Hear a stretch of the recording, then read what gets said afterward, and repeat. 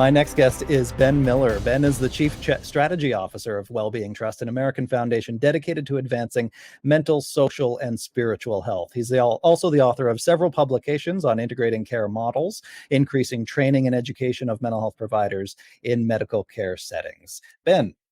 Hey, Mark, how are you? My apologies. Love your bow tie. I'm Thank sure you. you get that a lot.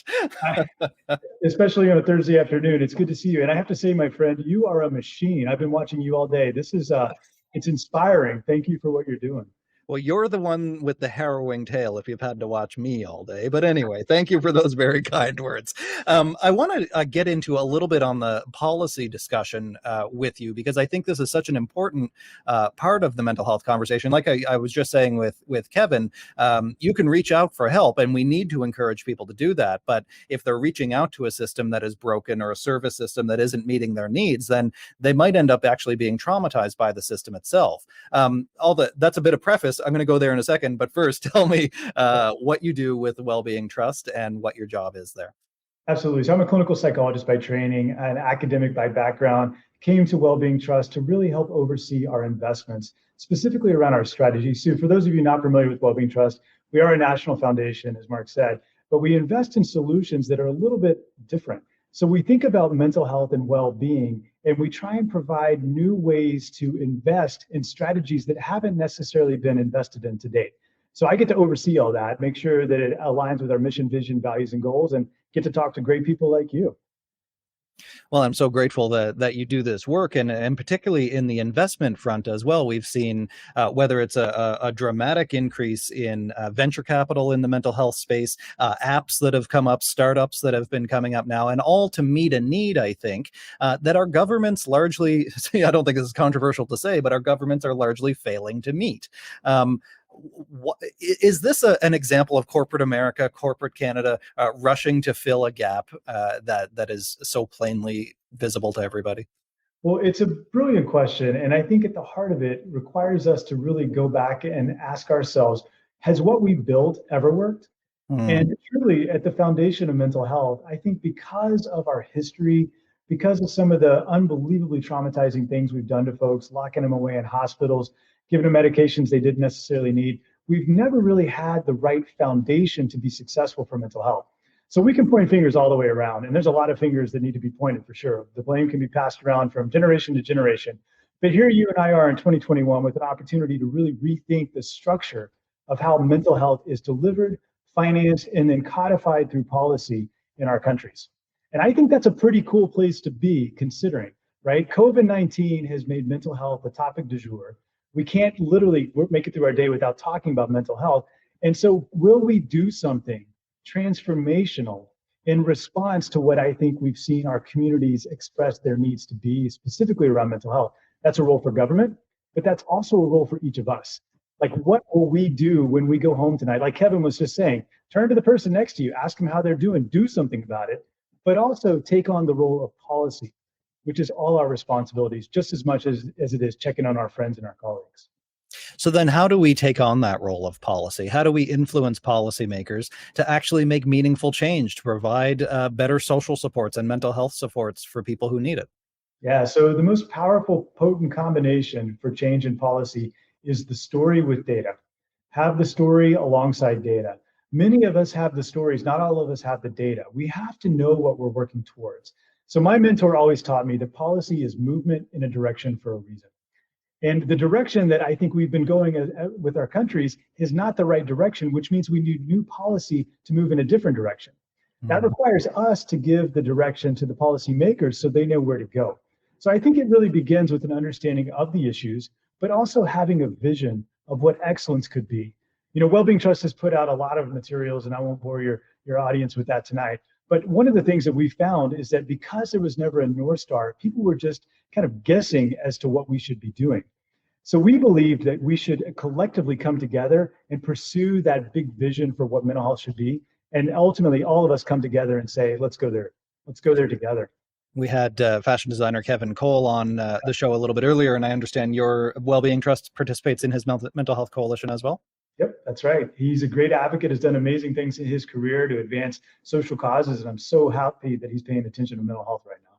Why did it take so long for so many great organizations that are doing such wonderful things? Why did it take so long for them to all come together in such a way? Oh my goodness. Well, how much time do we have? Like 30 seconds? Okay, I'll give you the, I mean, healthcare as a construct or a concept is a morass of competing business interest, Hmm. right? Everybody's got their piece of the pie, and we're constantly at loggerheads as to what we want, what they want is different from what we want. And I think it's been hard because never have we ever had something that we were working on together. We've had a lot of passion. I mean, we're never short on passion in this field, but we've not often had a playbook on which to operate on to do something together. So Mental Health Coalition and some other coalitions that are out there are now actively taking the next steps on what we should do together. Instead of just talk about it and raise awareness, it's actually about getting stuff done. Mm. No, I mean, the old adage, of course, in both policy and research is that you can't change what you don't measure. And I think that there's been a dearth of measurement in some ways. We've got lots of science, of course, around mental health.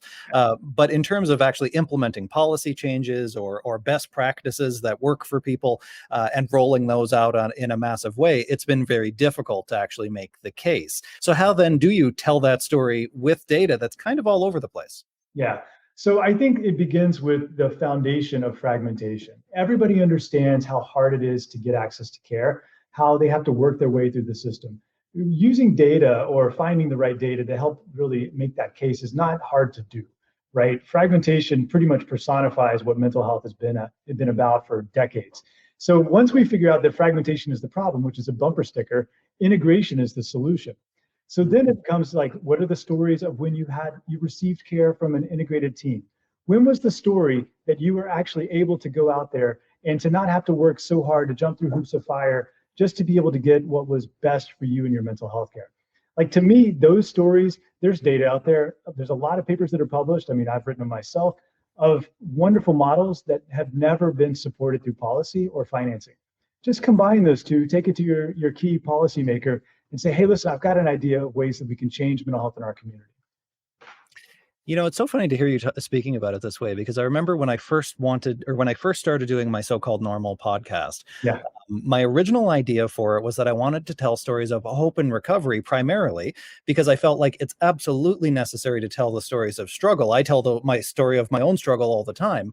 But if we really want to move the needle and show people that recovery is not only possible, it's actually expected and likely when people get the help they need. And sometimes they find that help in really circuitous, unexpected ways.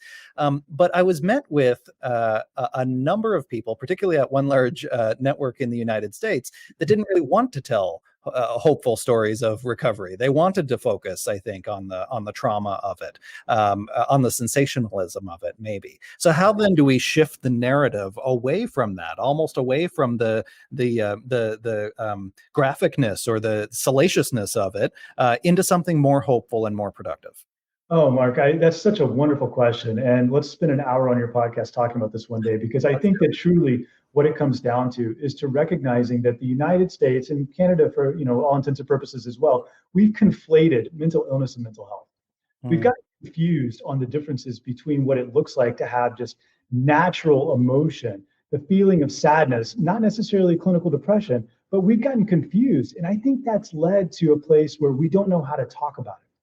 So we automatically think of the most extreme cases, the person under the bridge that's talking to themselves.